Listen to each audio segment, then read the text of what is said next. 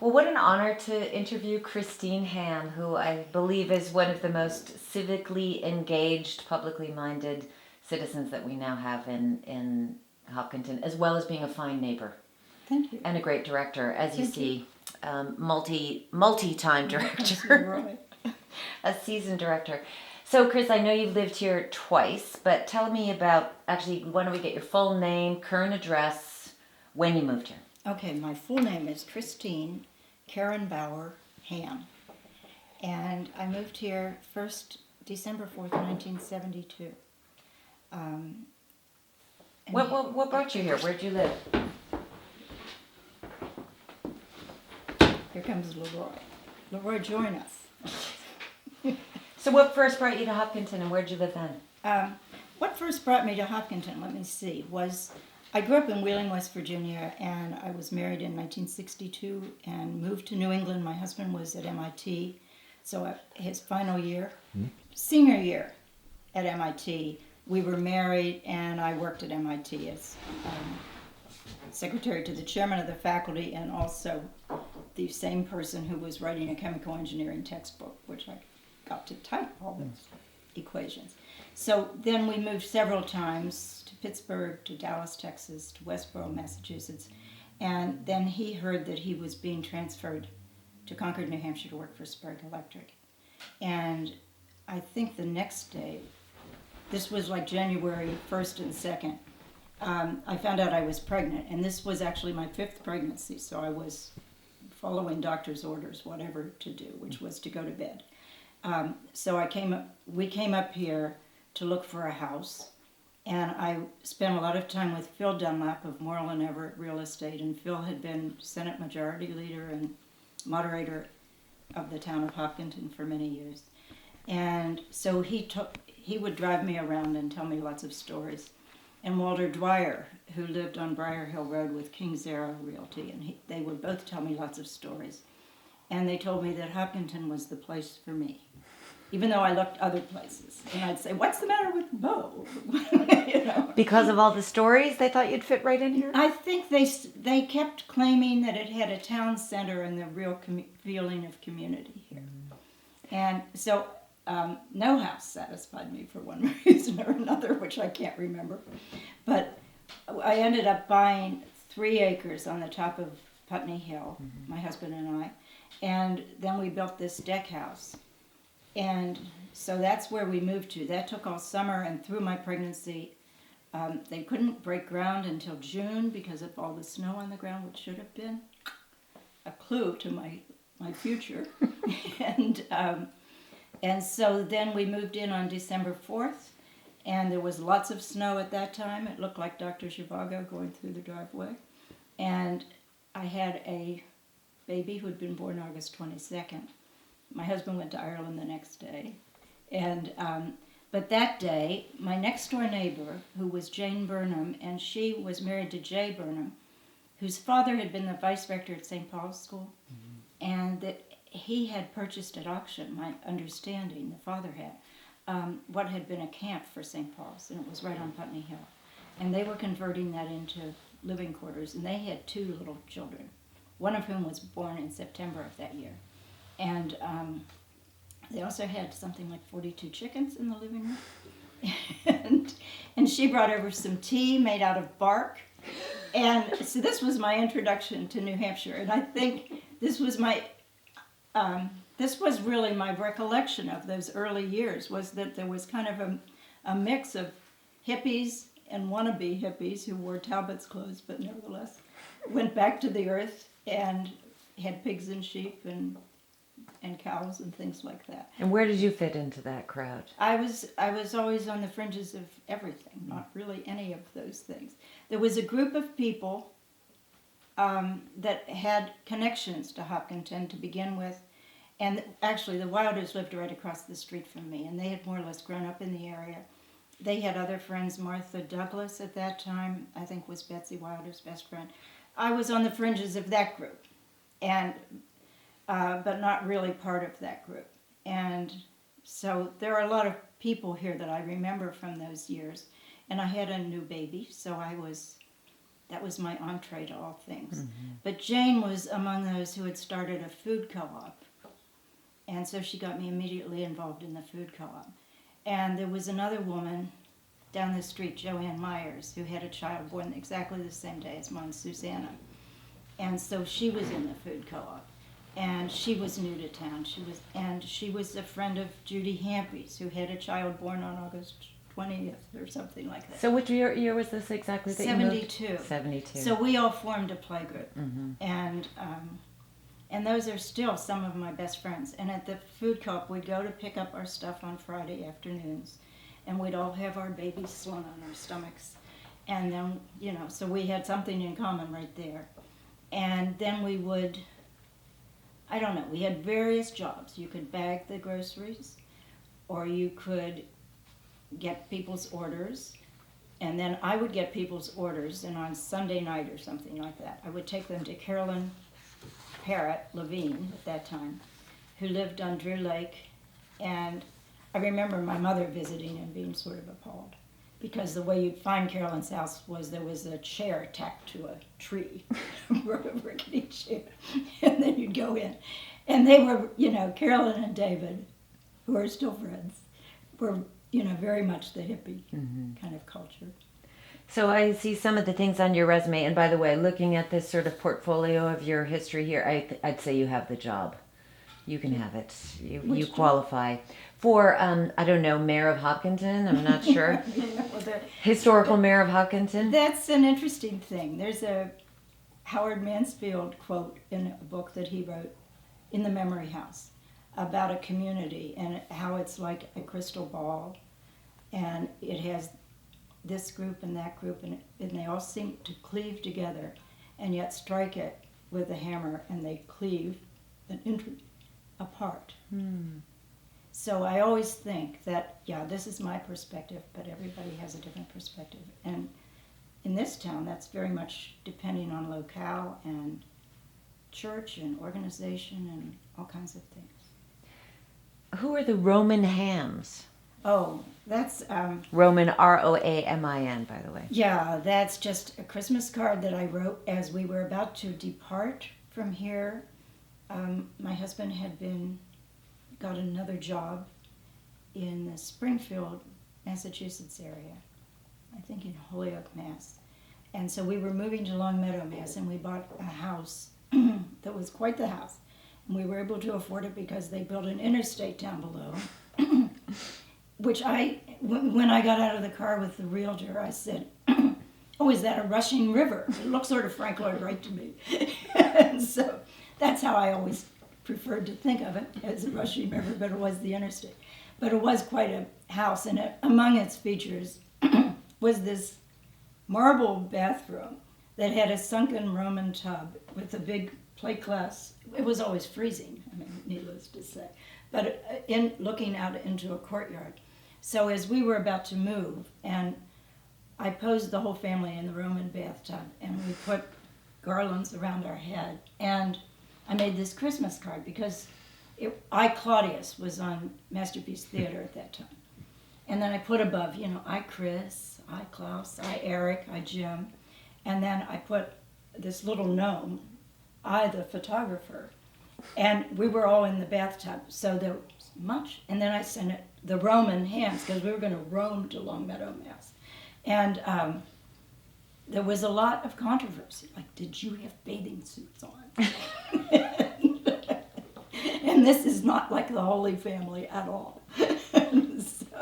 So I was kind of run out of town, ultimately. But you did come back in 1985? Is that it? Yeah. What made you move back? Well, what made us move back? My husband lost his job. We had, at the time that we were leaving, we had Mr. Doug Mann, who lived by the wells. This is way out, really at the farthest corner of Hopkinton, way out Hatfield Road. He lived in a house at the bottom of Shaker Hill.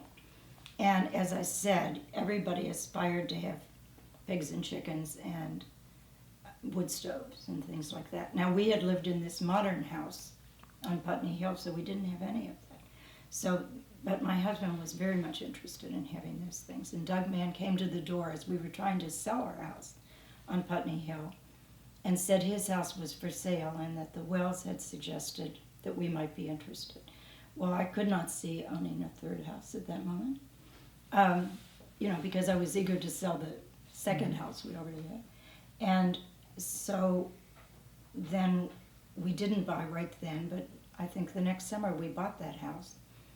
And then Where was that? It's way out on Hatfield Road. It's as far out where the road turns to dirt. And then subsequently, they named that road Petdow Road. And I will tell you why.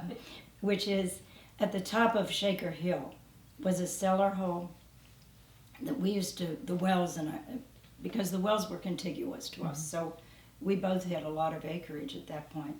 And Petdow lived in this house, which I think in the early 40s was still something of a house. But Mr. Mann, when we moved to this house that Mr. Mann had owned, he cut off 5 acres and built a house at the corner of Petdow and Hatfield Road. And when the town came out to put the sign that said Petdow Road, newly designated Petdow Road, Mr. Mann said to us, he was the laziest guy that ever lived. I don't know why we're naming a road for him. And then he said, actually, that Petdow, what he remembered of Petdow in the early 40s, was that his roof leaked so much that he would just go out and sit in his wagon with an umbrella. And ultimately, the roof in the house fell in, and so that's the cellar hole from which we gleaned a few things before there was nothing left. Was it Petdow, like Pet? Dow. Like first name Pet? Yeah, interestingly, in my interim between Longmeadow, Mass. and I lived in Ossining, New York, and I came across in a history something about a Petrus Dow, D-U-O-W. I mean, that just happened to be a Dutch name. That may not have been Petdow's name, but... And you came back here, moved to that house on Hatfield Road. Moved to that house. Now, were you working then at that point? Or I was you had working, 3 kids, I guess. I had 3 kids by that time. Klaus, as I said, was almost 4 months when we moved in. Eric was born while we lived here. All my kids were born in Boston because I did have trouble having children, and so I had the world's greatest experts helping me. And then Gunter was born while I lived in Longmeadow, and then we came back here, and so at that time, when I lived in Ossining, I went to work for at Washington Irving's home as a costumed interpreter, and which I loved. I got to bake in the oven. I got to make Costumed interpreter, is that like historical reenactor or a guide? It's a guide. It's a I was supposed to But be you were all... one of Washington's nieces. He never married, and his nieces kind of took care of the house. Is that where you had your picture with the Muppet hat in a cookbook or something? I remember seeing Yes, I wore several costumes, What are they called? but one was when I worked in the kitchen. You mean the chef's toque? No, Kind of- Toke. It was like a 17 whatever. Yeah, well, it was actually 1849. I'm sorry. I was there for neither. So, sometimes I'd be the gracious lady for summer and winter. They're different costumes and a hoop skirt and everything.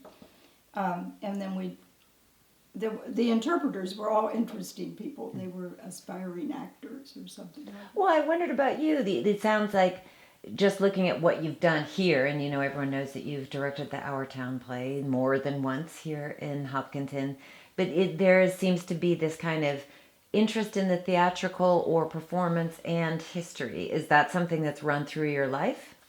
I've done I've all but my thesis for a master's in history, and I really had no theatrical background at all. I did do this interpretation, and the other thing that runs through my life was cemeteries.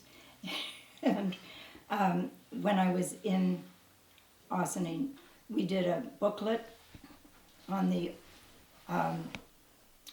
Sleepy Hollow Old Dutch Burying Ground, and where we talked about the stones and the people who were buried there, who were many of whom were characters then in Washington Irving stories.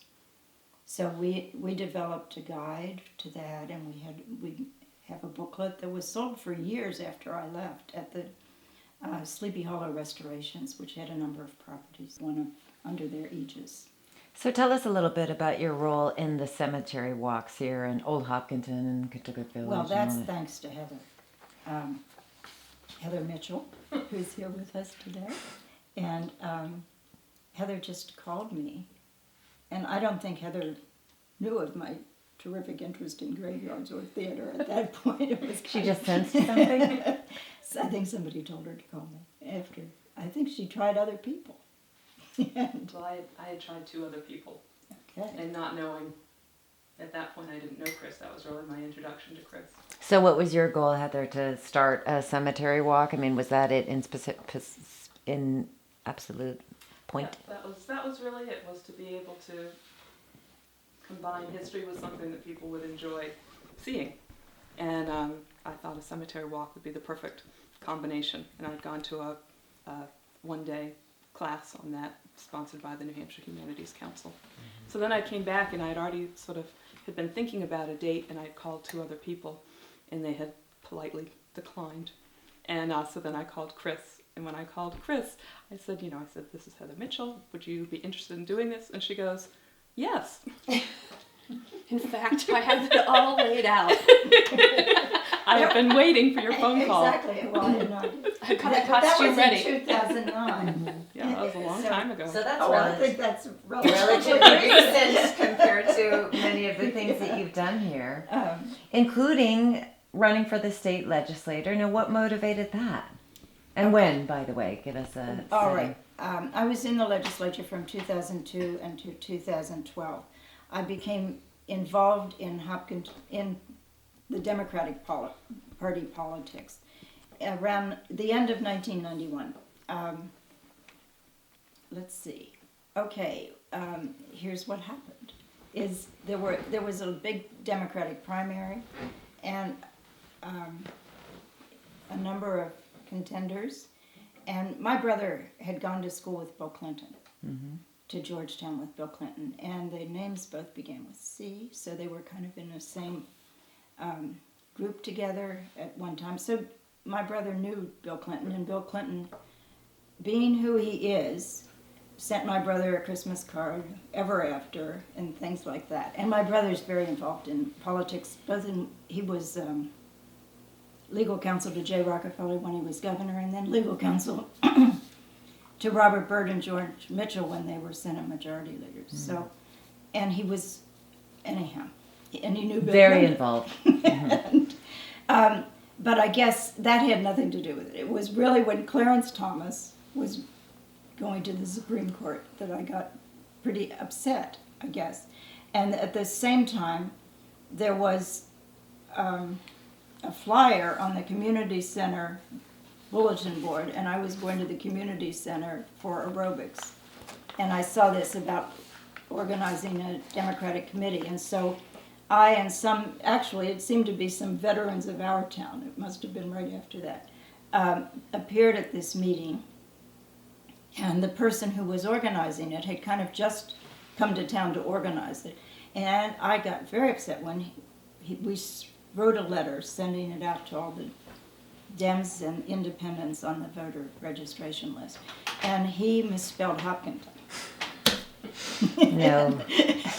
So, The G, the fatal G. the fatal G. So, I mean, I just went dashing out to retrieve all those letters before they went out. And so anyhow, we got involved in having a Democratic committee. And most of the people that came to the Democratic committee meeting were kind of wild-eyed radicals of one form or another, which I loved. And so, I mean, it was a disparate group of people. But we sent out this initial letter and said we were going to have a forum at the town hall. And the town hall, the fire department came and said we had too many people. I think like 120 people showed up. So we had a couple of forums, and then we had this event at the Kimball Lake one time. And then we decided that we were so well organized in Hopkinton, we would tell other towns how to do that. And so we went to Pat Ayers and I went to the state convention and offered our expertise, which was not really well accepted.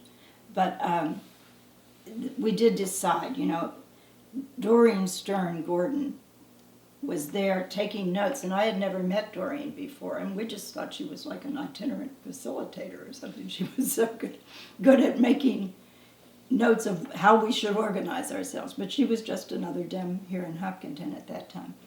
And so one of the things that it said we should do was reach out to the county and to the state. So then I got on the county committee, and we went to the state conventions, and we did all of those kinds of things. And then it turned out that they were forever looking for, Hopkinton was considered a very Republican community, which I assumed as well. When this 120 people showed up at the town hall, they kind of all looked at each other and said, oh, we didn't know there was another one of us here. They'd been in hiding. Yeah, I think that was, it was just kind of the assumption. And Betsy Douglas lived in town, and Betsy was a realtor, and she introduced people to town. And Betsy was a big Republican. Her son was a U.S. congressman and the youngest judge on the state Supreme Court in the country, Chuck Douglas, and a very well-known Republican. Betsy was as well, but Betsy had very Democratic underpinnings, I felt. And Betsy and I worked together often. But I think there was that assumption made that this was a Republican town. So I felt, and still to this day, I really don't like to be considered only partisan. And I just felt that people would be open to other ideas so I think we had a forum on the tax situation. I think we had a forum with Arnie Arneson and Ned Helms and some other, one of them, and then we had other things where economists came and talked about the tax situation and things. The tax situation meaning the income tax right. in New Hampshire. And so it was clear that people were interested in what was going on, no matter what party they were. Mm-hmm. But as I became more involved with the Democratic Party, we needed people to run for office because it had pretty much been a Republican stronghold here. And Stretch Kennedy was in office at that time. And that was kind of my major goal, was to defeat Stretch. And which who turned out to be not such a bad guy in every aspect, but from what I knew from afar, I really wanted to defeat Stretch, and because Stretch was very outspoken and said things that I didn't agree with whatsoever. For a wide audience such as Newsweek magazine and the New Yorker, where he'd be kind of lampooned for some of the things that he said. So at that point, people asked me to run, but it didn't occur to me to run. And I was married, and I don't think my husband would have been crazy about that whole thing. And when I was in there, I realized he really wouldn't have been crazy about it because it was so time-consuming. But anyhow, But something made you do it. Well, I was very involved in this. Heather has asked, one of her questions is, what were the influences on your life? Well, some of the influences were the Army McCarthy hearings, which my mother watched on television when I was a kid.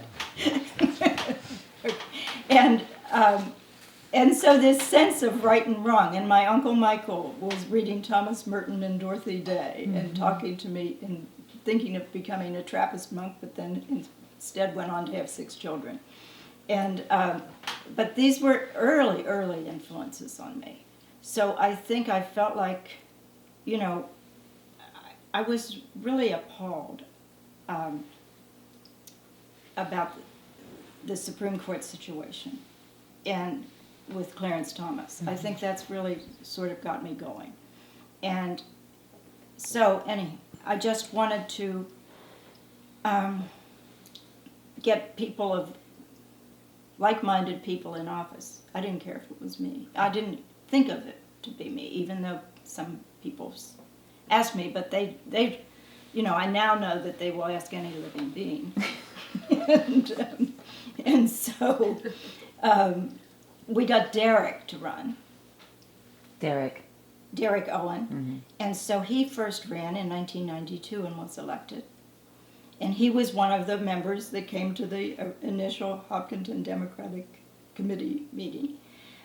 We got a very good organization going with that. That was pretty strong for a while, and then, went into different phases. But it was a very active organization, and I can't say there was actual cause and effect, but ever after, Democratic people who ran for office won in Hopkinton, even if they didn't win statewide. Like John Rao was running for U.S. Senate. He won in Hopkinton. Arnie Arneson was running for U.S. Senate. She won in Hopkinton. And so, anyhow, it was just interesting from what had been supposed to be a very Republican stronghold. Exactly. Yeah. It changed, and I think it was the times were changing. And when Clinton won, that was very exciting, and that's actually how I got started with the newspaper. Do you want me to talk about that? Yeah, sure, but I wanted to just stay on politics for just a minute because you have hosted some legendary house parties for candidates here. John Kerry, Howard Dean, Elizabeth Edwards, Mark Warner, Joe Biden, Paul Hodes, just a quite an array. And I wonder how your house has functioned in not just for the parties, but you've also housed a number of people who are working for campaigns. Yeah, and I think this began at my other house, where we had a nice big field and backyard and a pool. And so when I was involved in the county leadership, I guess, somebody suggested we have a pig roast. And it was going to be at Derek's house. But Derek had a lot going on at that. Derek said, I'll have this pig roast at my house. But he had a lot going on. I think his mother-in-law was staying there and she was ill. And he had intended to get the entire house painted by the August pig roast, and that didn't happen. So I kind of stepped into the breach. And there was much controversy about Democrats don't have pig roasts. Really? From an animal rights perspective? Yes. Or just, oh. And that we should have a vegetarian roast or something. But I personally had always wanted to go to a pig roast, and so I thought it would be really fun to have a pig roast. So we kind of compromised, and we put the roasting pig behind the garage. And so I don't know what year that started, but we had an annual Democratic County, Merrimack County pig roast. And we always had lots of, luminaries. And included Jean Shaheen. So the culminating pig roast was, usually the pig roast amounted to me getting up early in the morning and running around and picking Queen Anne's lace and daisies out of the field and making, little arrangements for the tables. And getting out all my various tablecloths. I guess we must have set up a bunch of tables. And that would be it. And then the pig roast people would come and pull behind the garage, and they'd set up their stuff. So one year, and then I would get people I knew, like David Levine and Carolyn Parrott and Brad Dorsey, who's libertarian, who would always want to set up a libertarian table, but that didn't seem quite right. But I entertained the idea, and Brad was grateful, so he would come and loan his equipment. And a guy named Doug Clegg. So people would come and entertain. And one time, to the extent that the pig roast man stood up and sang Okie from Muskogee. Yes. There was so much entertainment. And there was speechifying and all of that. And so anyhow, they would pull behind the garage, and that was that. And they would do their pig roast. But for some reason, my husband decided that he himself would do the pig roast, and that he and Derek could do the pig roast. And so they put this behind the garage. I mean, Derek really didn't have a whole heck of a lot to do with it. I think Derek supplied the pig. And Jim erected some sort of a spit, and then he built out of a wooden frame, which even I, who was not getting involved in that part of it, sort of had my misgivings. And he had a lot of corrugated metal left over from our pig shelter. And so he built this pig roast oven out of the corrugated iron or steel and the wooden frame, and then he put this spit on it. And so, and he got the pig onto the spit. He and Derek, I think, did that. And then I would hear it going,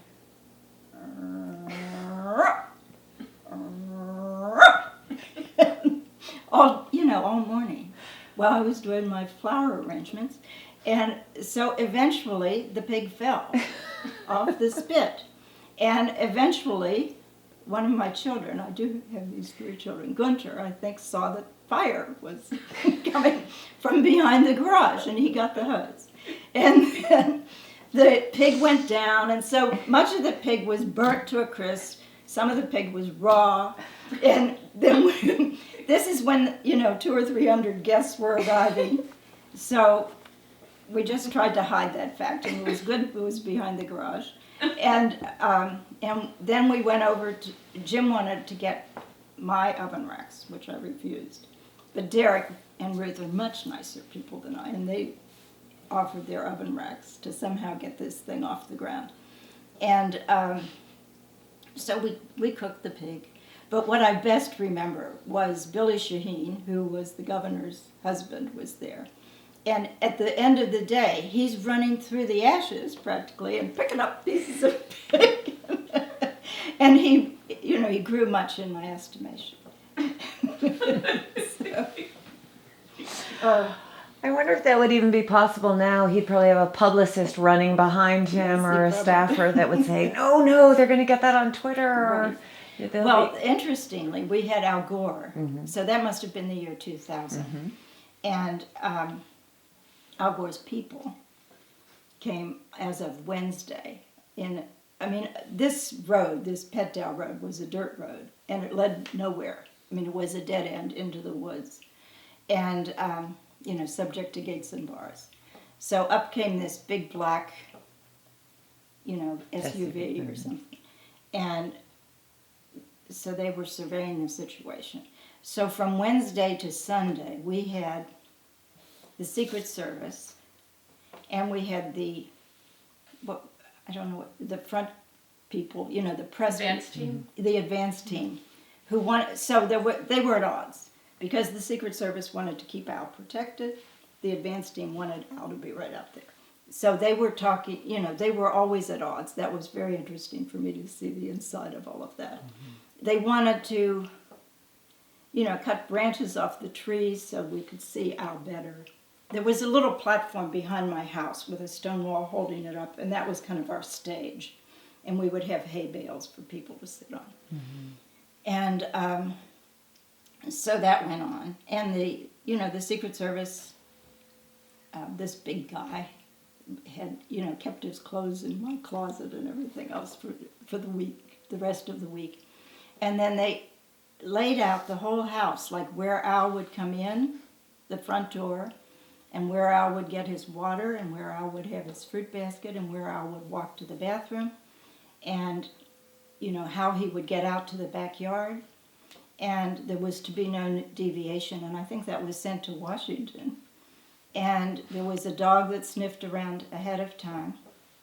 And David Levine, whom I've mentioned several times, he was to play music, and then when he heard that he couldn't go into the house, he was furious. He ended up writing a letter to the editor about, these Washington people had taken away our small town democracy. I lost my tag to go in the house, so I couldn't get back when I was there for a while. Well, I'm wondering about, it's become a sort of, stop for some presidential candidates to come here. And this is long after the sort of hippies and solid Republicans kind of divide in Hopkinton. It's those years where the state was bluifying, certainly, and Hopkinton was also bluifying, Well, but the purple is what purpleifying. Terry Gross, the interviewer of all interviewers I've interviewed, and Lily Doris Kearns. I just enjoyed talking to people as as you're doing, and letting it flow, kind of hearing what they had to say. Wasn't it a monkey and not a beetle? No, I did do a You monkey, did a monkey? more recently. Yes. That was Mickey Dolenz, right?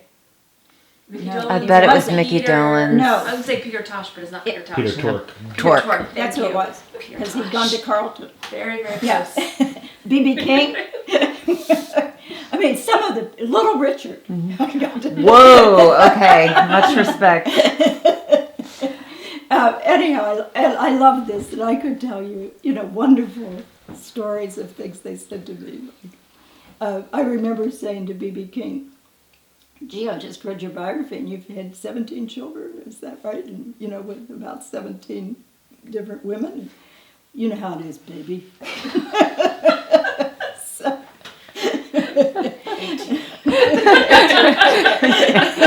yeah, facts are not getting in that way. But at the same time, I met a lot of local people in the arts and various things, and that was fantastic. It made me feel much more grounded as part of the community. As to the poem, I think it would have been in 1994 or 3 that Mike Pride said that this woman was retiring from writing the poem, who had done so for 17 or 18 years. And they were looking for new people to write the poem. And so I submitted a poem. I submitted a poem when Nixon died, that they printed in as an editorial. So I submitted. I actually won the Atlantic Monthly, 3rd prize in the Atlantic Monthly Poetry Contest when I was 17 years old. Or brava. But this is what I've done with that, is write doggerel.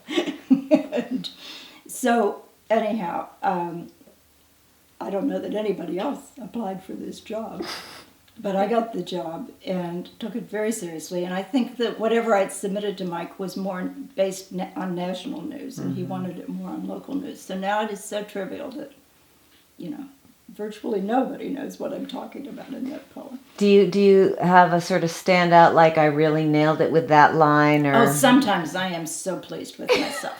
But this is it's just kind of a miracle to me, because you don't start out knowing what's going to come out.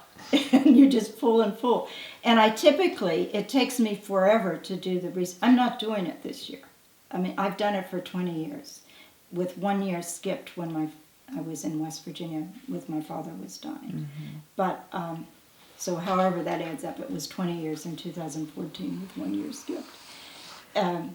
But basically, I would do the research right before Christmas. And I'd go into the Monitor and go through all the papers, and I'd write down notes from page 1 of section A and page 1 of section B. And then I'd go home, and the day before it was due, I would write the whole damn poem. And I can't stand the stress this year because I'm having family. This has happened. I've done this in Germany. I've done this in China. Last year I did it from Hong Kong. And you no longer go through the papers. You now have to do it online, online, which is the blessing and a curse.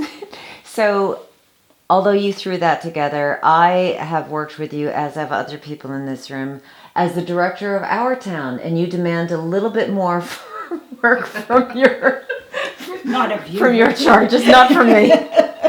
Not of me. But I don't demand, I cannot get. You ask, right. You ask, and we don't say no. So you first did this in 1990, 91, you worked on that. Took a long time, obviously, to put that together, but the great thing about your approach to this is actually using the town sort of as a proper stage setting. And you did it again this past year, 2015, for the sesquicentennial. I'm just wondering about what it was about this play that captured you. Why this Okay, play? what happened was I had worked for the what was then called the New Hampshire Antiquarian Society when I returned to town in '85, and so I'd seen a lot of pictures of old photographs of the town, and it struck me how much it was like Thornton Wilder's Our Town, and it was from that same era, because Leon Kelly was taking these photographs. We now have Bob Lepre taking photographs and videos. We've moved into the 21st century, but we had a lot of Leon Kelly glass negatives that were being turned into prints, and so I saw a lot of pictures of that. I had read Our Town in high school, and I still have the textbook that has a picture of Litchfield, Connecticut, which looks a whole lot like Hopkinton Village. And I grew up in West Virginia, so to me, pretty much the most exotic places in the world were where the plantations of the South and picking cotton and terrible things like that, and New England. And so when I moved to Hopkinton and saw this, I always thought of Our Town. And I was at a meeting of the Antiquarian Society because the brick building was going to be 100 years old, and they were saying, how can we celebrate this? And I said, oh, well, why don't we put on Our Town in the village? And Shirley Hussey was there, and she said her husband, Dick, they had bought our house, by the way, on Putney Hill. So she said that he had been involved in theater in college and was quite good. I knew because my children had been involved under the directorship of MWM, it was called, and that was 3 teenage girls, and one was Janet Ward, and one was Paula Demers, who was Paula Mitchell. She was one of the M's, and Myron, her last name was Myron. So those 3 kids had started this little theater troupe at the community center, and then at least I think Gunter was involved in that. So I knew I knew Paula, and I knew, I can't remember which Ward girl it was, but I knew their mother. And I knew Nene Allen, who had gotten me involved in a play, or I had tried out for, I had a minor part in a play in the community center. That was pretty much all my theatrical experience. So I knew people I could ask how to do this, which is exactly what I did. I had no idea how to block. I had no idea how to plan a schedule, but I asked them and they told me. And I do remember Dick being very negative. and him telling me this would never, because I remember just going out and sitting kind of in the green and thinking, well, where could this take place and where could that take place, and making, I can't really sketch, but making the sketch as best I could as to how this would work out. So Dick said, well, there was all this traffic. He was absolutely correct. There was all these mosquitoes, which he was correct again. And there was no talent. I would have to go into Concord to get some community players or something. Here comes somebody. Oh, here comes Jane. Yeah, she's bringing me More battery? a charger. Okay. And so I didn't think that was necessary to go into Concord.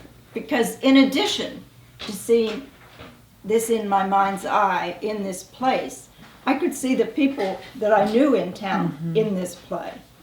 And I began to, my oldest son went to school at Choate, Rosemary Hall, and I'd gone down to a parents' weekend, and he had to take an elective, and he took theater. Not that he had any particular talent.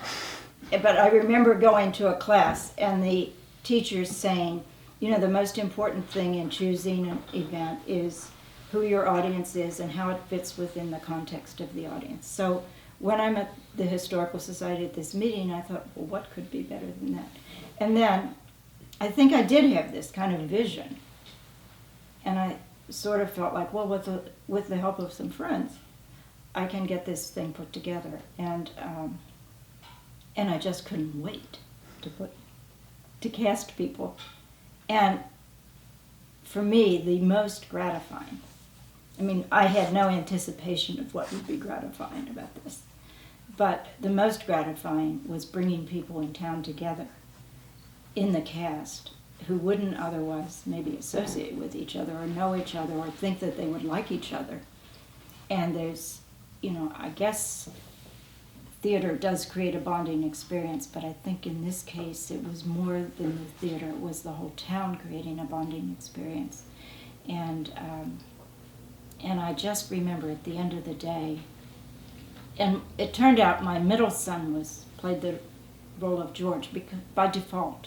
We couldn't find anybody to try out for that part, and then I thought my son, who had taken this theater class, could do it, and he would have nothing to do with that. So Eric, who was more malleable, I got to do the role of George, and so I just remembered Eric being very proud of me and calling me up at the final applause. And I just looked around and I couldn't believe what had been created. And well beyond me is what I mean. Well beyond any expectation I had.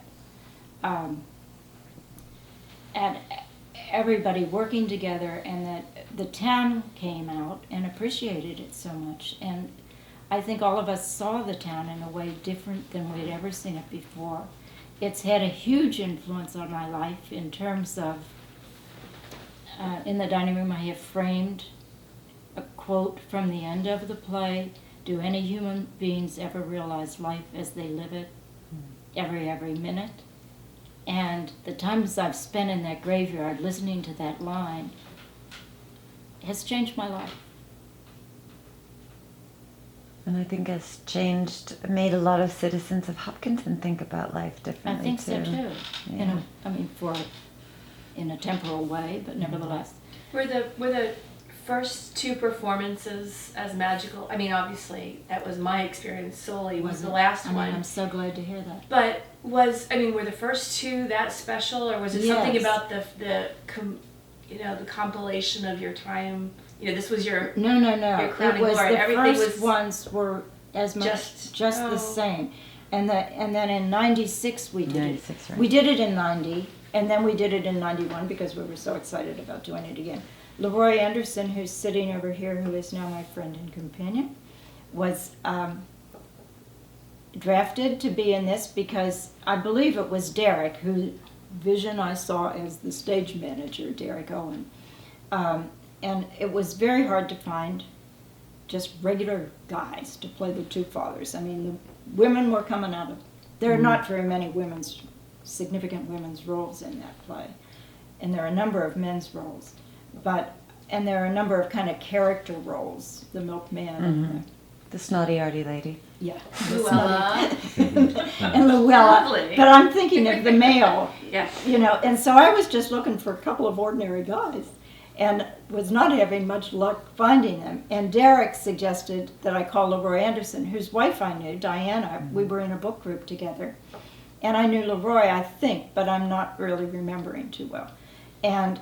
But Derek had been in a group called the Off-Brockway Players that put on a couple, there's Brockway Road, and they put on a couple of Shakespearean productions in Harry Butterworth's barn that I never saw, but I think this was somewhat of the hippie element going on here. And so I called Leroy, and Leroy said something I'll never forget. I shouldn't do this, I'm building my house and I have this and that and the other thing to do. But as Joseph Campbell says, follow your bliss. And so that was a much better reaction than I was getting from other ordinary men. And then Dave Dufo was the other. Leroy played Doc Gibbs, and to me is the quintessential Doc Gibbs to this day, notwithstanding Jonathan, who played it a different way, in a good way. But and Dave Dufo played Editor Webb, and then the next year, another time, Dave Dufo played Doc Gibbs in 1996.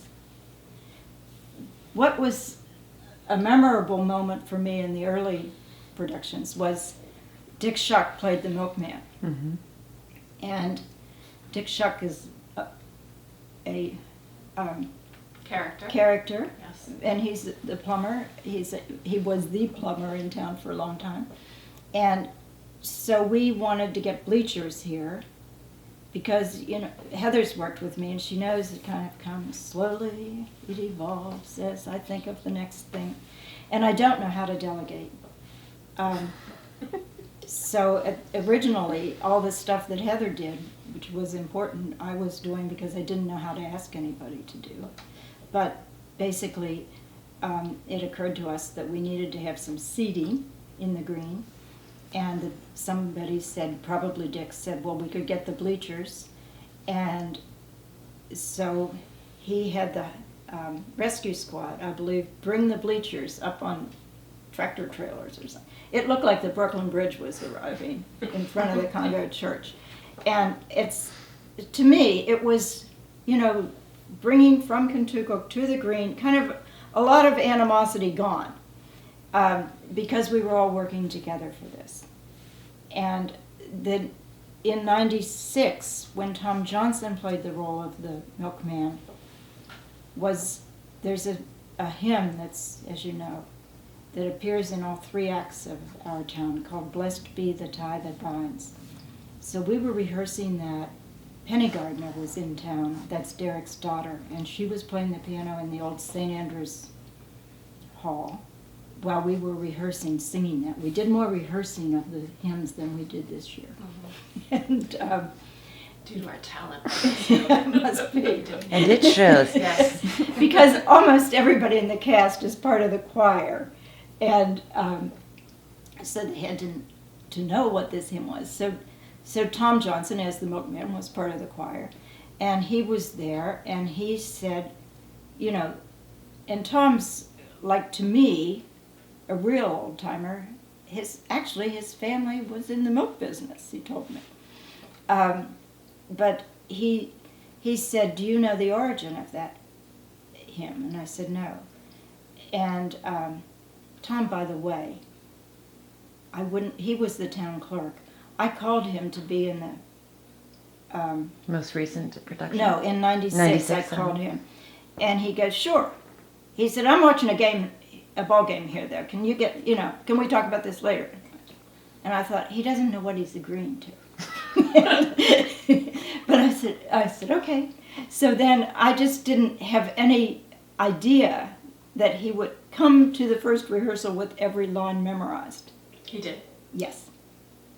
And I said, how did you get to be such a good memorizer? Well, he belongs to the Oddfellows or something, where there's lots of memorization required. I may be wrong about which group he belongs to. But anyhow, he was saying, this, blessed be the tie that binds. He said, do you know the origin of that hymn? And nobody did. And he said that was written by whomever. And he had been a minister in a small town in England. And he was called to come to be the bishop or something in London.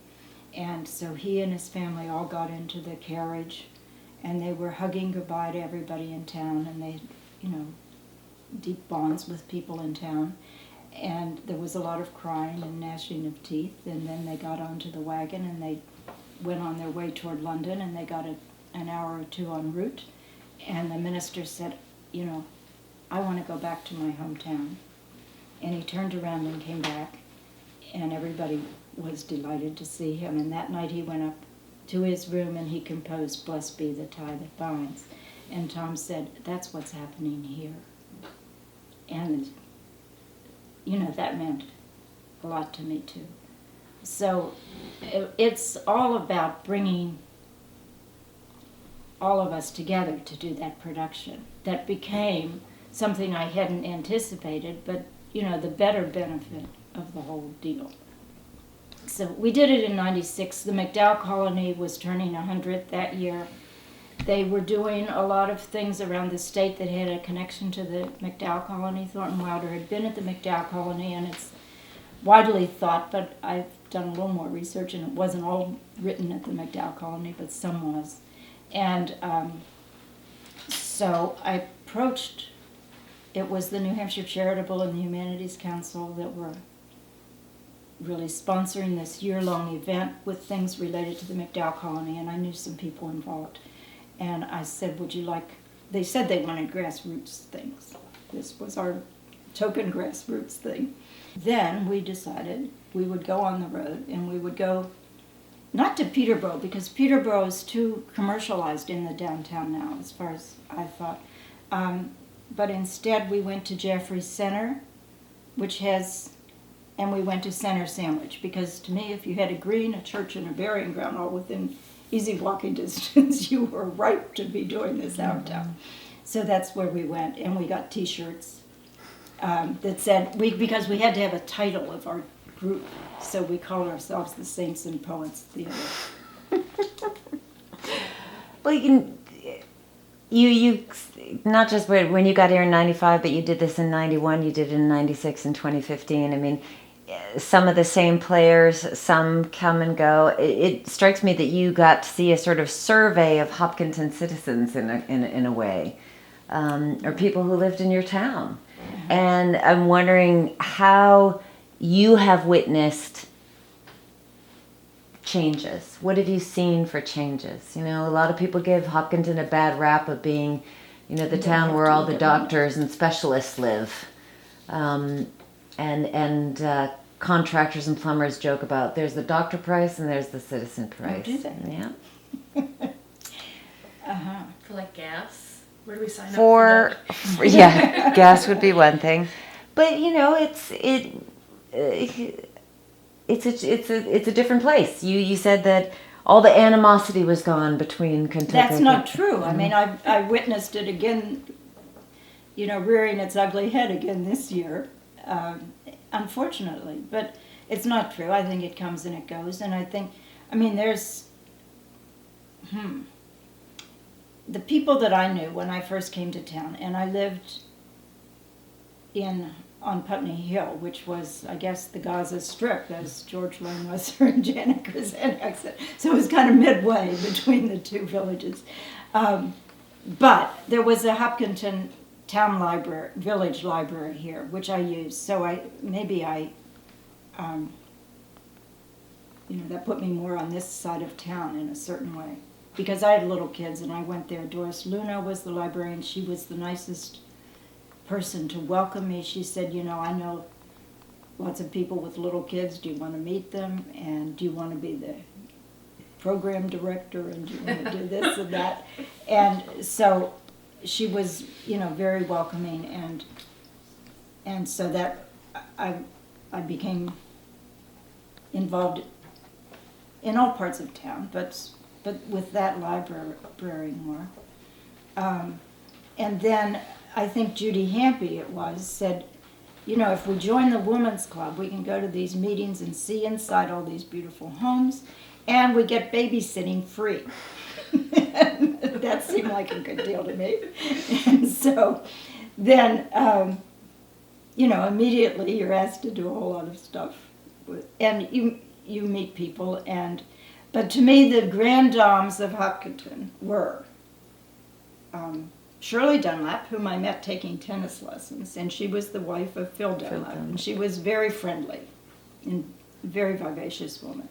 And Stella Rideout, who lived where the Noon's granddaughter lives now, and with the picket fence on Main Street, and Stella was a grand dame. Betsy Douglas, Ann Slusser. These were the people that I thought, you know, were the hotshots in town. They certainly were with the Women's Club. And so we were the young upstarts, you know, and I knew people who had kids all over town, but we were a different generation. So now there's been a couple of different generations since then, and I suppose I'm, you know, in the older generation now. But that's been a change. At that time, the Women's Club was very involved in this antique show, which was a really nice thing, and it was to raise money for scholarships for the high school. I mean, people aren't interested in antiques now, as I'm learning from trying to sell a few of mine. Nobody wants brown furniture.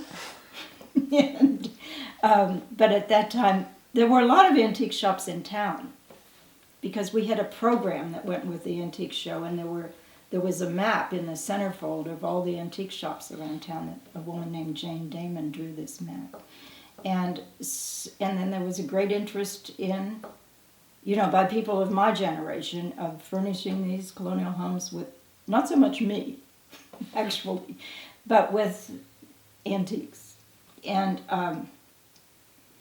so people came to that, and there was a preview party where they charged like $20 to come a little early on Friday night, and they had cocktails and hors d'oeuvres, and people would get all gussied up, and it was over Columbus Day weekend. So at that time, foliage was pretty, you could count on Columbus Day weekend being a nice weekend with the best foliage. And then the town hall, both floors, and St. Andrew's Parish House, which looked different than it does today, both floors, had booths where, when I came back to town, I was on the selection committee, and we'd get people from the last year, but we'd try to find new people as well.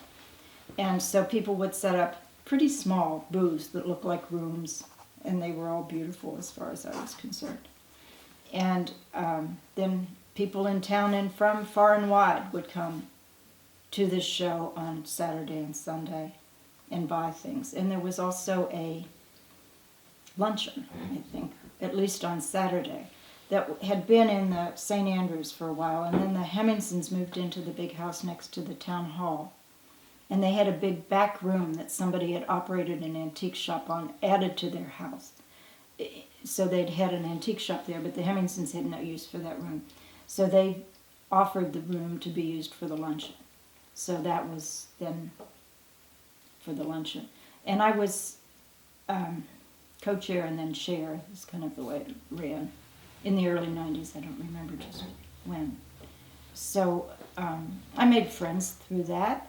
This woman named Edie Leonard, who lives in the house, who did live in the house that's now blue, that's by Harold Martin School, was a lot of fun, and I worked with her. And then I think, I'm not sure if Pam McDonald inherited the presidency of the Women's Club from me, or if it was the antique show, but Pam and I've remained friends. I just spent the weekend with her. Mm-hmm. So I made a lot of friends that way. When you ask about changes, that's no longer the case. That was a nice thing. But I think that was perhaps contributed to the feeling of division between Hopkinton and Kentuko, so that wasn't such a nice thing from that point of view. Then when I came back in 85, it seemed to me like the town had exploded, and there were more tennis courts per capita than any place in the world. And there were, some new subdivisions and new houses where there hadn't been any before. And when I had lived on Putney Hill, the corner there was all meadow with cows. And by the time I left there, there were houses built along there. So that was kind of too bad. Now, the depot's been fixed up, which had been maybe an insurance agent in there before, and I just never paid much attention to the depot or the covered bridge or any, we just didn't, there were these treasures in our midst that we paid no attention to. So those have been fixed up. I mean, Kentuko Village, I had my son Eric and his wife lived in Brooklyn, and I kept telling them it's better than Brooklyn. These boutiques. I don't know that they agreed, but they didn't give it enough of a try. The libraries were different because we had this library in the really basically in half of the downstairs of the Historical Society, and it had been there for 100 years. And then I was on the library board from early 90s, thanks to Doris Luno, who had been first the librarian, and then she went to library school and became a real librarian in Concord. Because earlier on, the librarians were just people who liked to read and were nice people. and they didn't have, it wasn't a professional, the library director as we know it today. So there was that library. Thelma Mitchell was the librarian at Bates, who was fantastic, who would do everything, come in on the weekends to empty the garbage. and stuff like that. But then as I was a trustee, we began to learn that we couldn't expect that of in today's world. You were a trust. You were the library board was over both this library and the Bates. That's then? correct. Okay. And under my auspices, this library was closed, and then ultimately Bates. But it was consolidated. I was wary of closing this library, but because it had been there 100 years, and it just seemed like after one meeting it was gone. Mm-hmm. But there was an interest in closing it and consolidating the two libraries. I think somewhat the Historical Society was very happy to get the space, but also because needing to kind of demonstrate the need for a new library, because that was a big push. Mm-hmm. Well, you've been, I just want to list some of these credits: library trustee, cemetery trustee, journalist, assistant at the Hopkinton Historical Society, director of place, as we've established. I wonder if when people call you up to ask you to do something for the town, you ever say no. I'm sure I do. Yeah, I recently said no about a couple of things because I'm moving. Well, what will you miss about Hopkinton when you move from here? What I'm going to miss, well, I kind of tear up occasionally with some deep friendships that I've had. Not that I even see these people every day anymore, but, you know, we go back to when our children were little and all of the things we've been through together. And personally, I've been through a lot that these people have helped me through. You know, maybe more vividly, I'm going to miss just going out of the house and seeing people I know, and where again we have sometimes some really deep things, because the best people are people that I've worked with for one reason or another. I mean, both of you, Heather and Susan, I've worked with now. And so there were people that I worked with, you know, on the Hopkinton Antique Show program in 1977 or something, that we would still remember we had some sort of a bond and we had fun doing it together, because that's what's been great, is everything's been fun that have been projects, so I'm going to miss that a whole lot. I'm going to miss knowing, I hardly ever go over to Hatfield Road anymore, but knowing those big broad fields over there, and that I can go there. The ride home from Concord in the fall, I mean, sometimes I'm just coming home, and I just remember interviewing artists, and a drive home that's recurs now that I drive home, but I had interviewed an artist on the way and what artist I don't remember, but just helping me look at the world a little differently than I had before. So when I rode home in the fall, it's just magnificent to look at all of that and around town, and you know, it stays with me how beautiful this village is. I like my yellow house. I painted my other house yellow. And you know, I'm not going to, in Portland, even though people think it's going to happen, it's a different place. I'm not going to be able to call people up and say, you know, let's do this, or would you be willing to do this, or let's get this thing going, or let's go out to lunch. You know, something like that. That's something I treasure, because it has been part of me. But I think other things will have to be part of me in the future, and that I will treasure also, I'm sure. But that's what I'm going to miss a lot. You've mentioned so many things, that you get by with the help of your friends, and that you are members of these clubs, and that you are part of community organizations. And I wonder if there's any sense for you that kind of civic spirit has diminished here in Hopkinton, or is it still alive? I think it's still alive, frankly. I think it has different manifestations, and I'm not always part of it. But I think, you know, in terms of what goes on I feel very fortunate to have maintained ties with the Historical Society, with the library,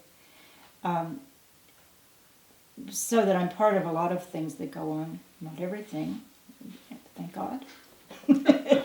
and,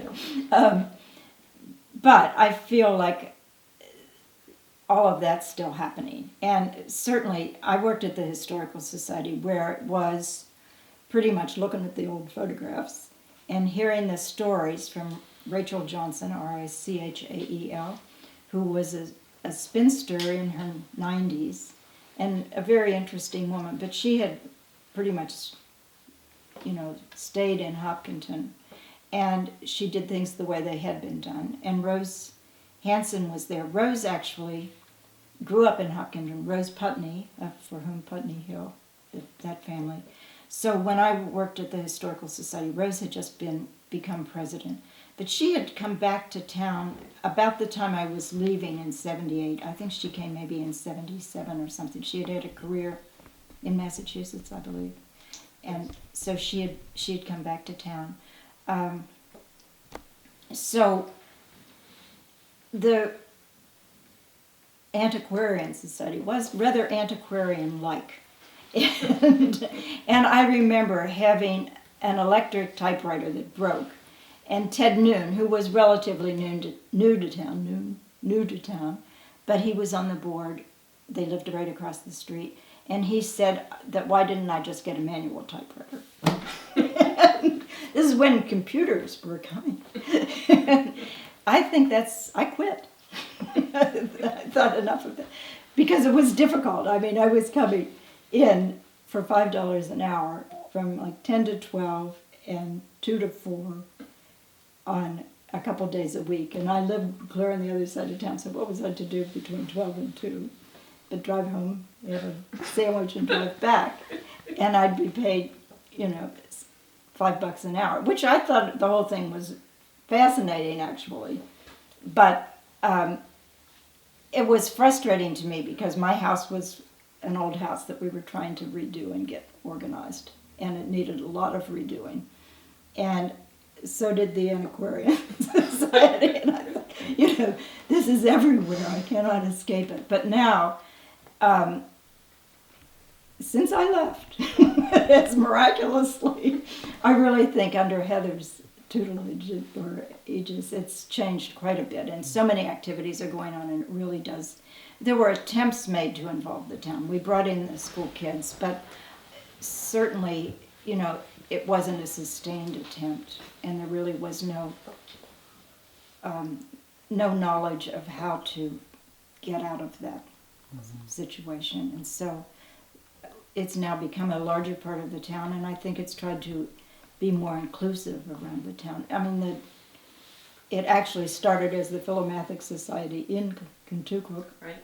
but I think it's been associated with this side of town, and in a way that hasn't always been helpful. And so I think Heather's made a lot of progress toward changing that. Do you guys think, I know she's discussed some of these people, Rose Hanson, she talked about Derek Owen, but anything that needs to be answered, like favorite places you've mentioned? The didn't come library. up. I don't think you made the library happen. You were in that core group of people that made the library happen. No?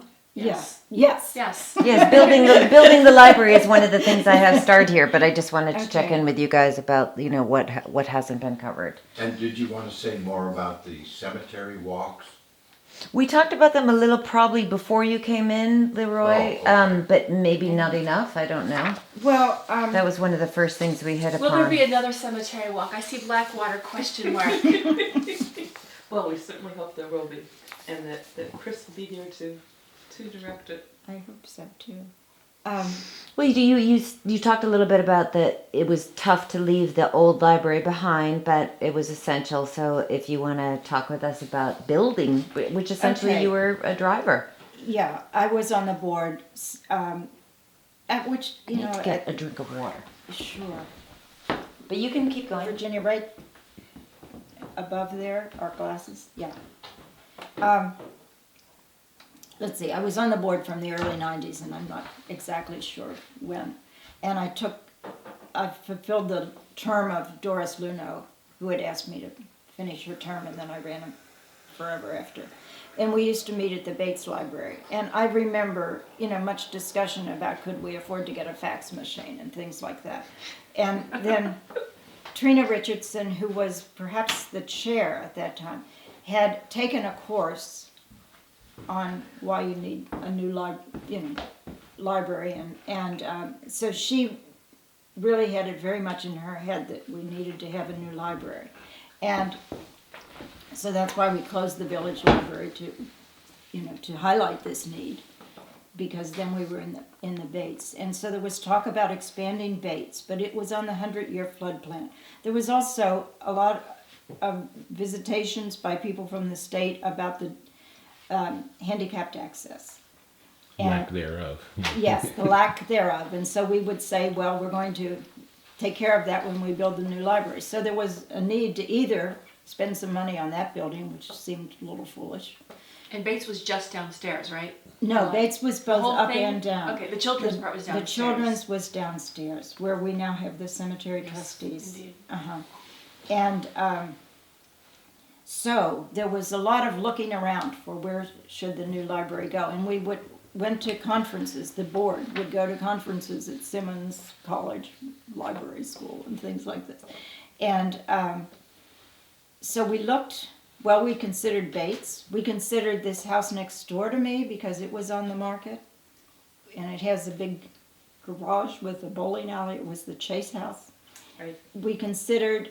I much wanted to consider what had been the Gilmore's house, which is on Hopkinton Road at the end of Jewett Road, because my thought was, everybody in town goes to Concord at some point, and it's right off 89, and so that would be kind of an easy place to get to, versus going people from this side of town, from the Concord border, going into Kentucky.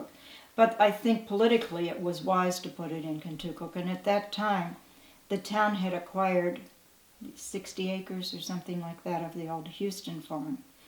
And so we set our sights on that.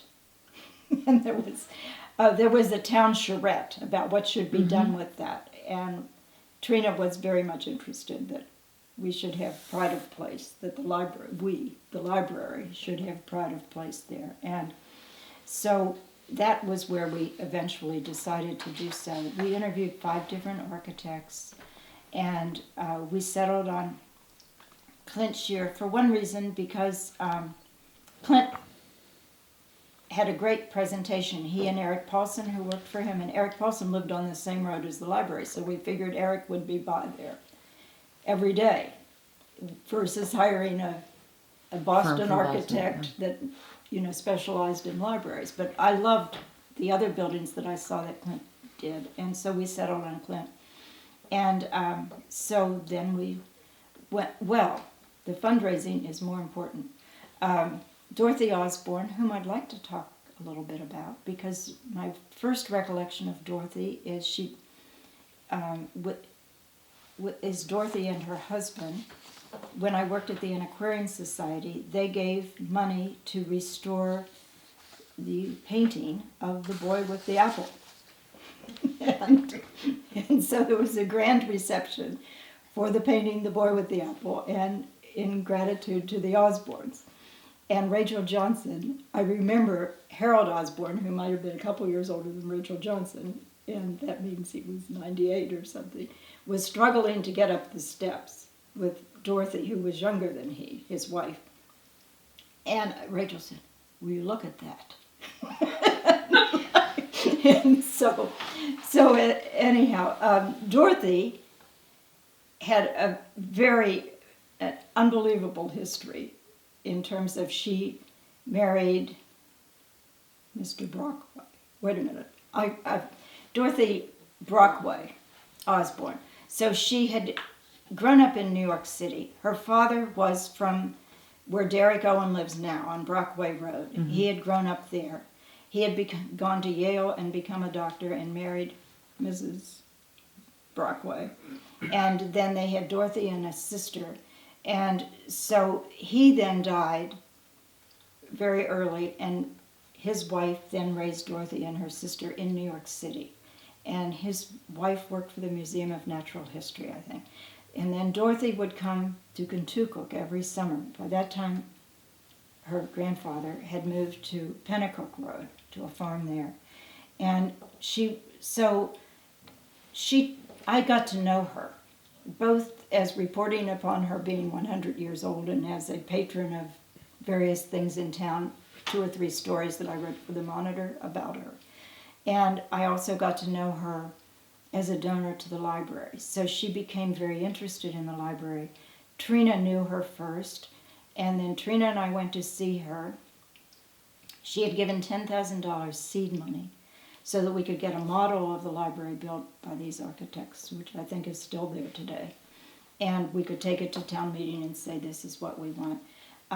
She had been the head of the Spence School in New York, among other things. She knew about fundraising, and she knew about how to get things done. And so she was somewhat of a mentor in telling us, if you have this $10,000, and I understand that. And her husband had worked for Bell Labs in 1918 or something. So she had quite a bit of money to give to many things around town. But that was one thing that she gave us money. And then Trina and I went to see her when we needed to get money to raise. We managed to convince the Board of Selectmen to let us. We went to them with a need for $1 million. There were other funds that had been given. I mean, we had a capital reserve fund. We had,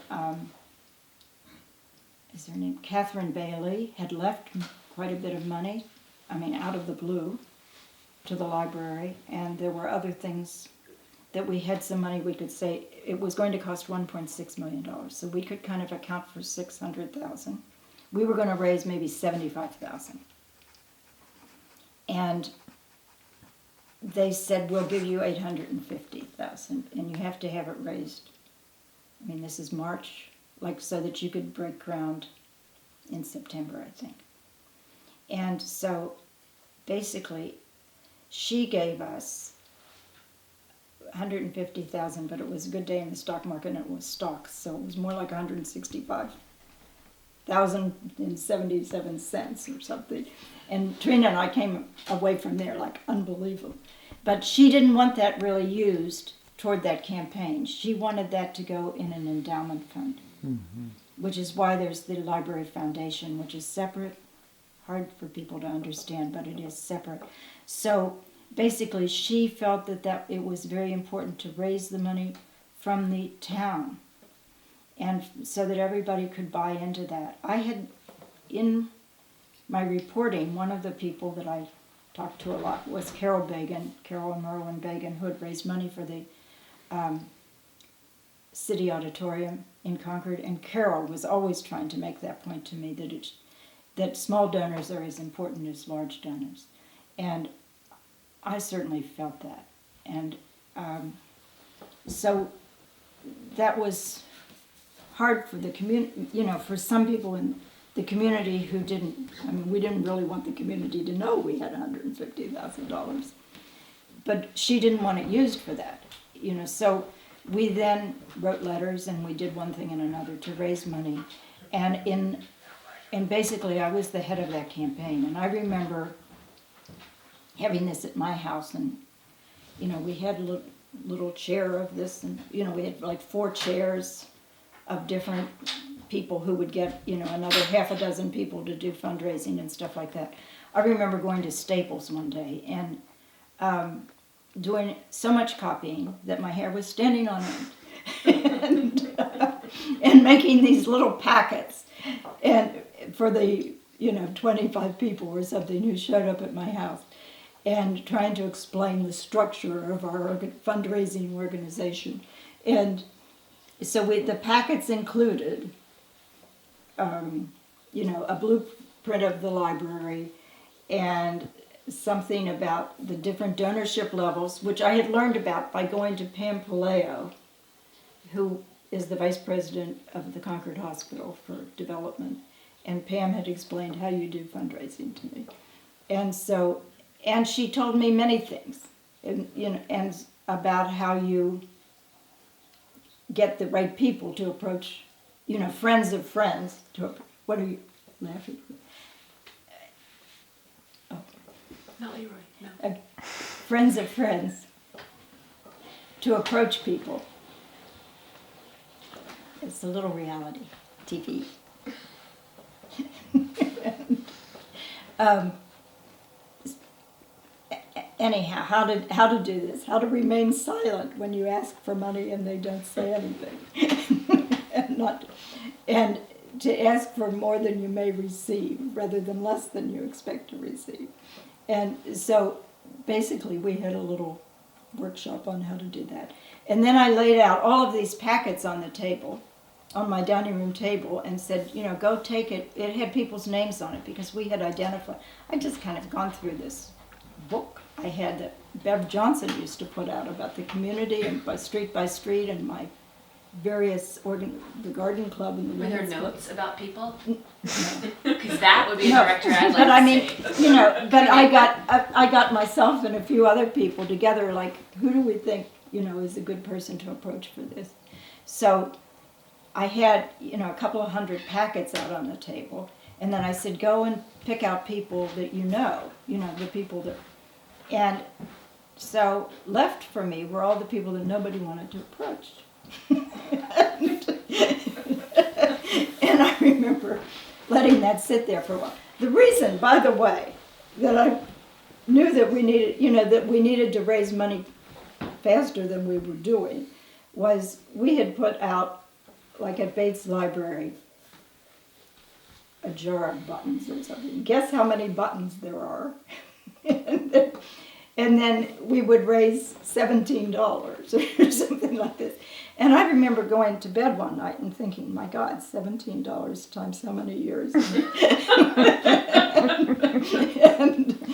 we got to get going on this thing because we need to get basically $150,000 in 90 days.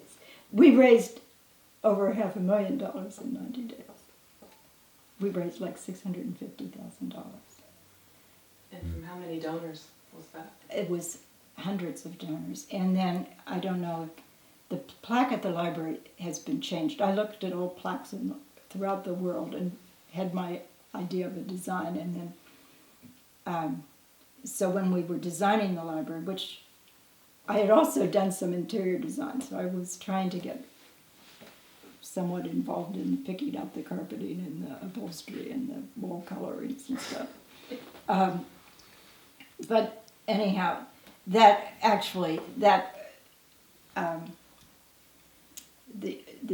vestibule to the library is very hot, and it kind of was making the rubber stamp or something on the donors list peel off, so that's been changed. But what seemed important to me to do was to not do it in order of, you often see. The highest donors at Yeah. the top. And it seemed to me, because I knew pretty much every donor, and I knew what it meant to them. And how if somebody gave $25, it might have been a whole lot harder than for somebody who gave $25,000, which somebody did. Mm-hmm. And so it seemed important to me that you have to read through there to find your name. And in doing so, you find all the other members of the community who thought this was important to do. And that everybody was pretty equal in what they did. So that was one of the women who was a trustee who was very valuable to me and moved to this effort. Her name was Jane Sweat, and she just lived here for a short period of time, but a critical period of time in terms of she kind of taught herself a Lotus program, which was a precursor to Excel and things. And in order to she wasn't the person to go out and approach people because she didn't know that many people, but she was the person who kept the records, and she was a librarian by training. She was very good at that. And she was also a Quaker. And so it was important, she really went along with that idea. Now, the other idea that Pam Paleo impressed upon me was you have to give some people recognition as well. So, mostly people who gave $1,000 or more. They gave it for some particular, we had made up this arbitrary list of, this bookshelf is worth $1,000 and this room is worth $25,000. And so there is recognition throughout the library on that sort of thing. And I know a question on here was about goddesses.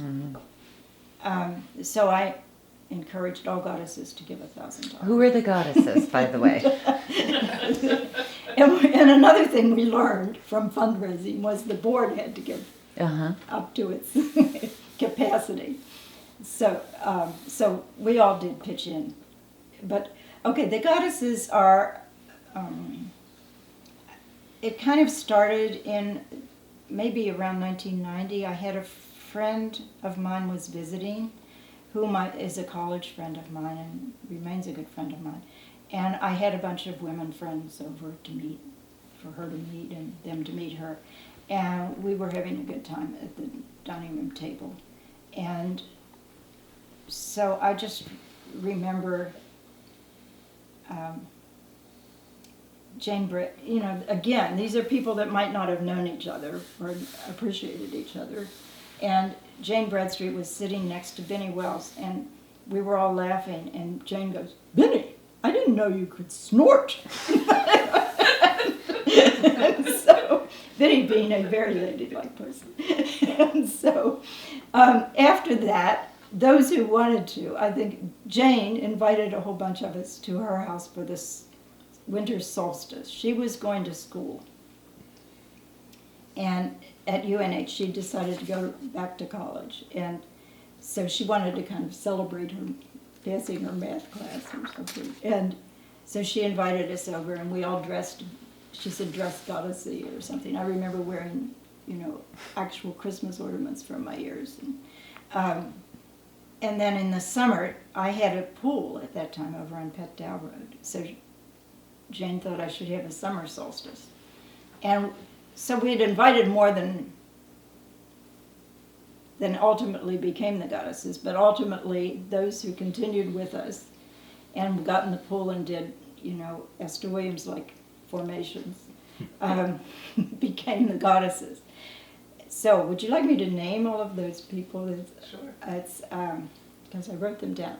Pat Ayers, who moved here and had lived all over the world, and including her husband had been the son of medical missionaries in China. So Pat has many, and she was a foreign correspondent and worked for the Foreign Service. Jane Bradstreet, who went back to school, I wrote an article about her in the newspaper, and Ken Williams took a picture of her jumping on her trampoline in her cap and gown. That was kind of iconic when she got her degree, because she was so excited in her 40s to be getting her degree. Judy Hampe, who had been my friend from the beginning, and had introduced me. She had moved here a year or two before I did, but she was an actual native New Hampshire person. And so she introduced me to a lot of Celeste Hemmingson, who came here in around 87, 88, and she and her husband became very good friends of mine and my husband's. And Dee Dee Jensen, whom I remember Jane saying, she seems like goddess material. And then there was Marie Vorlicke, who's come and gone, and Benny Wells, who was my friend for forever again. I went to their house on their daughter, she was born July 72, on her first birthday, and they were riding ponies, and they lived on a farm, kind of gentleman farm. And so that seemed pretty cool to me, and we became friends. And then Bonnie White was a friend of Celeste, who moved here from out of town, and Suzanne Witten was a friend of Jane's. So some of those people have moved away, but we remained sort of a core. And at one time, many of these people were among my very good friends that I saw a lot of. I don't necessarily see a lot of them now, but we see each other on each other's birthdays and on the solstices. There's much celebrating going on. And we had a tradition of going to Maine, because Bad Airs had a house in Ocean Point, which unfortunately sold. And we would go there for the summer solstice and things like that. It sort of strikes me when I'm speaking to you that you're a little bit like George Bailey in this in It's a Wonderful Life. Very you know? much. I've never considered that there would be actually parts of this town missing if you weren't here, if you'd never been here. And I wonder if you ever... Think of that. Well, it's true.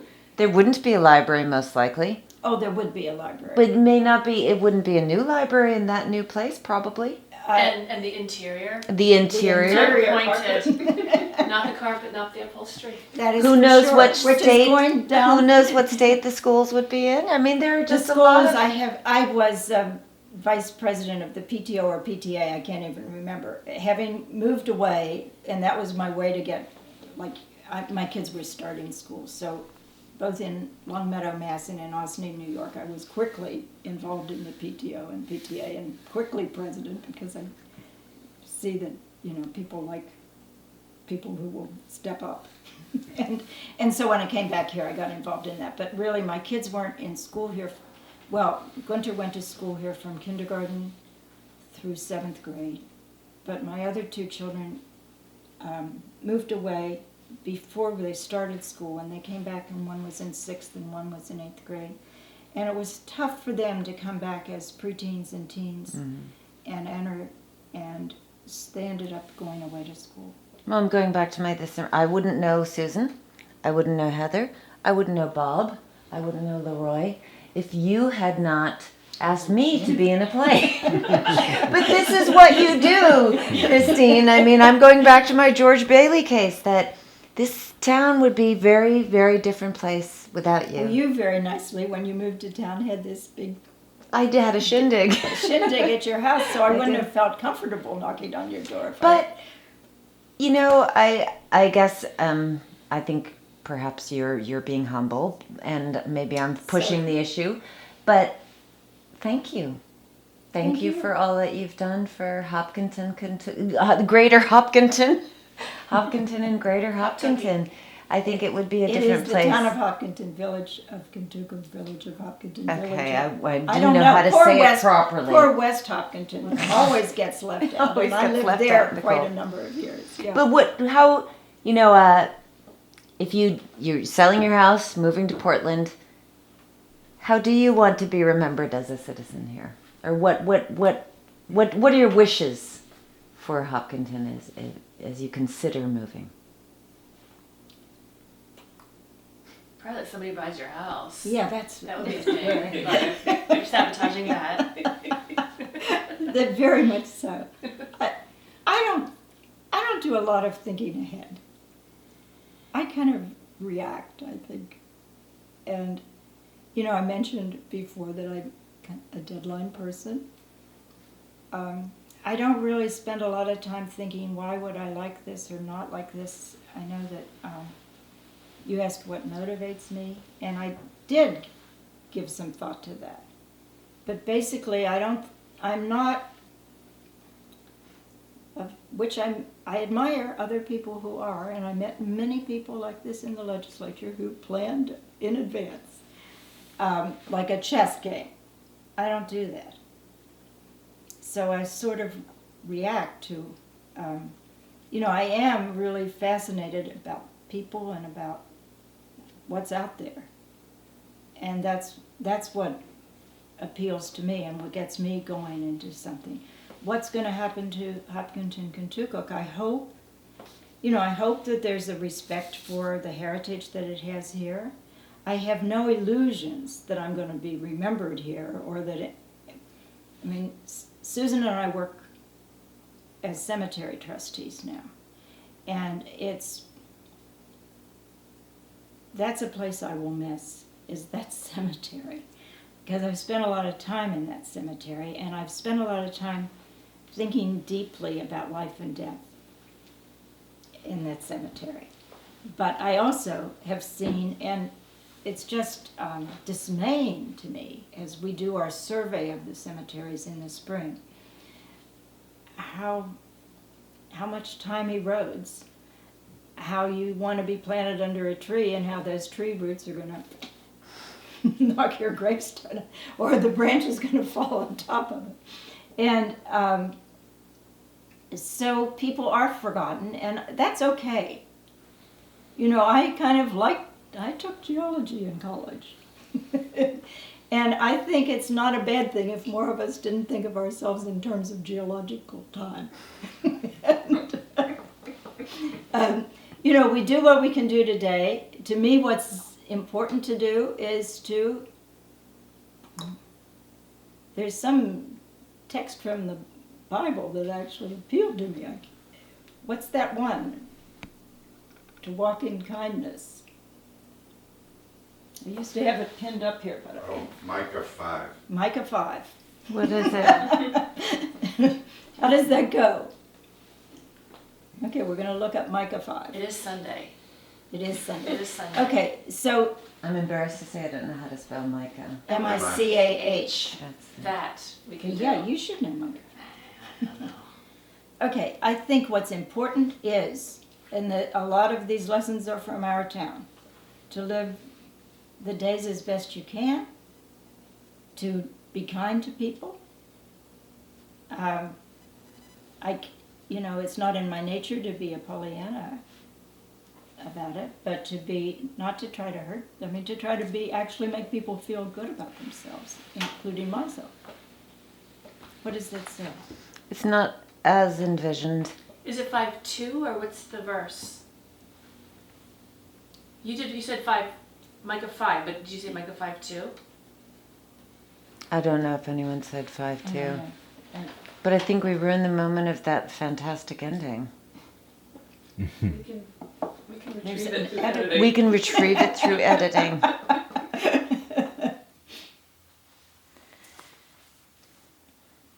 Have we got everything?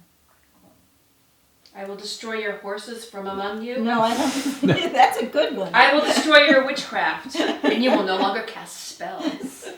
I will It destroy your ends idols. up at to walk humbly with your God. I will take vengeance and anger and wrath. Are we No. getting there? No, Be no. con- be It's not- contextual. nothing like I don't think it's maybe this one then. Well, why don't we I try think it? We could Laura's look it gonna- up to walk in kindness. You could Google I'll just do that. Anyhow, it makes me sound.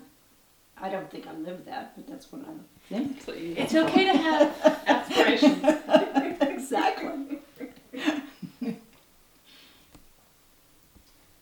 Another. And walk humbly with your God. Okay. Oh, thank you.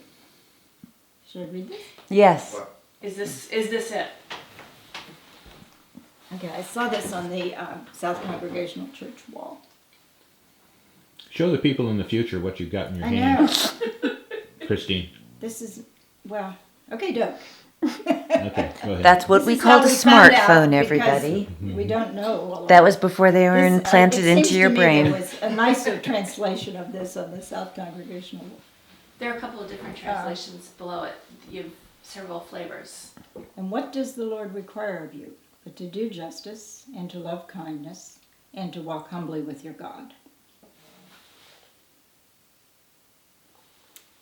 So, I do believe in justice. I do believe in kindness, and I do struggle with humility. Well, a total delight speaking with you. Any other questions? Any other things that want to be brought up? Why do you have to go? Yes! It's not Okay, gonna so happen. Bob, step right up. Anything come up, Bob? I'm good. Wow. I'm gonna miss you big time, though. You know. Hands You're making full me of rats thrown in right before the showing. It's never gonna sell. Oh. They're trained rats. They come back. We You're don't have to making me collect them. sad. Well, But it is sad. But it's it's a, you know, you said life and death. You know, this is the cycle. It is this cycle. It's your time here may be drawing to a close, and we will all And be your very, grandkids. very, Your grandkids very are gonna be- sad, Right. and we will all feel the loss acutely. Well, I hope to be back. You've all got rooms. Not me. I have a barn. Yeah, that's what I'm talking about. There's summer. I have a 3-season room. Do you have a pig bake behind you? Or a pig Oh, I roast didn't behind tell you? about the pigs. Did you have pigs? I never had knew you had pigs. Well, she You had- said that they. Well, I She caught said they had that, but- corrugated roof from Like the pen. that's the only reason I thought. there I might be couldn't do it. pigs. You know, we couldn't do everything. There was a lot there. But the pig roast collapsing. The pig roast Was is a visual. great story. It was Yeah. very Excellent, visual. excellent story. Especially the hubris of your ex-husband. I know there was a lot about that. Which the hubris. I sort of. I thought you expressed it in. I sort of knew the time was drawing to a close when he said, "Step inside." It was built exactly my size.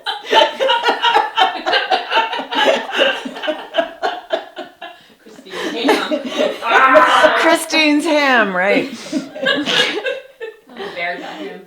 Oh my goodness, Bear got him. That's, There you go. Susan is a good. I know she told me that. I love that. So thank you. Oh, very thank you. much. My goodness, Thank what you. I didn't go chronologically. I just tried to go with ideas that you were, heading on. That so. was pretty quick study.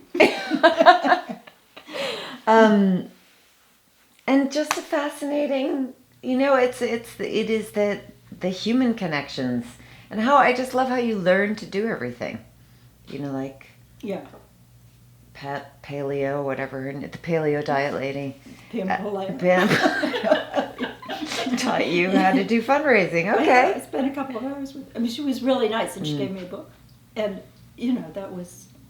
And you raised We raised a lot of money. $650,000. $650,000. That is In 3 amazing. months. Yeah. When Betsy Gardella first came from New York, I knew her, but I didn't know, I wasn't working for NHPR. And she was starting to raise money for the capital campaign for the new studio. And she said raising $6 million in New Hampshire was like $600 million in New York. It was just so hard.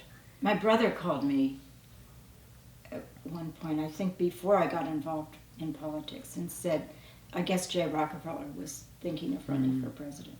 And he said, Christine, can you have dinner, at $1,000 a plate for Jay Rockefeller? I said, sure. I'm lucky to get people to come for dinner. Yeah. For nothing. Right.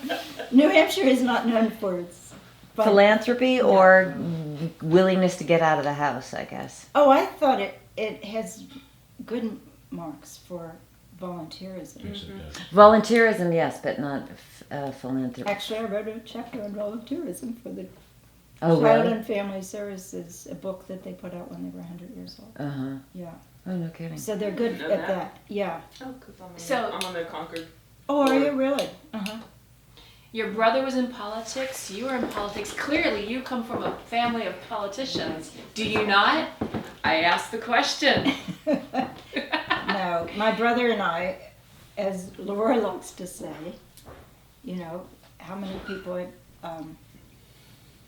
a brother and sister, both of whom have had the governors of their state ostracize them from the same party. But the beer. I'm talking about the beer. Oh, the beer. The beer. What about the beer? That you're a beer family. Oh, we are a beer family. You're a beer family. Beer barons. Yeah. It's the beer. And you wrote a book You're about not New explaining Hampshire. that. So Okay, so beer family. Your family in West Virginia were It's- the beer people. My great grandfather was German, I guess, and his last name was Ike, E-I-C-K, and he came from Cincinnati. I think he'd been married, and his wife died, and he had a family of some children, and he moved to Martinsbury, Ohio, which is on the Ohio River, and he built this big house, which is still there, but not in quite grand style as it may have been. And it kind of went from there at that time with a clear stretch down to the river. And they planted grapes. He and some other men planted grapes as if it were the Rhine River. And then, and I never knew this until I was an adult. My brother did some research. And then the railroad came through, and so all my grandfather and these great-grandfather and these other men sued the railroad for disturbing the grapes. And with their winnings, they opened a brewery. That wine wasn't working out. Which went on for a long time, including right through Prohibition, during which time my great uncle was thrown into the federal prison, which is more that I didn't know as growing up. And because it was the family business, what was he supposed to do, by the way? So then my dad, after the Second World War, my dad was a B-17 pilot, and he came home, and he worked for the telephone company, which took him all the way to Parkersburg, West Virginia, which was 60 miles away or 30 miles away, but it wasn't really. And so he wanted not to be that far away from home. And then his uncle, the man from the federal penitentiary, said, you know, I think... I've got a furlough coming up, kids. I think he was only in for a year. I remember him as this great guy. And so he said to Dad, you know, that there's a distributorship coming open, and this was in 46 or something like that. So Dad took on this distributorship, and then that local beer closed right away. And so Dad had no good beer. And all the time that I was growing up, this is my beer, all the time that I was growing up, my father had all these beers that nobody ever heard of and nobody bought. Like Wiedemann's and 84 and Hootapole and stuff like that. And then he just lucked into, this man liked him who was sick and retiring. And he wanted my father to be the person that bought his business. And he had Stroh's, which is short spelled backwards. And he had Budweiser. And Stroh's was the big beer in town.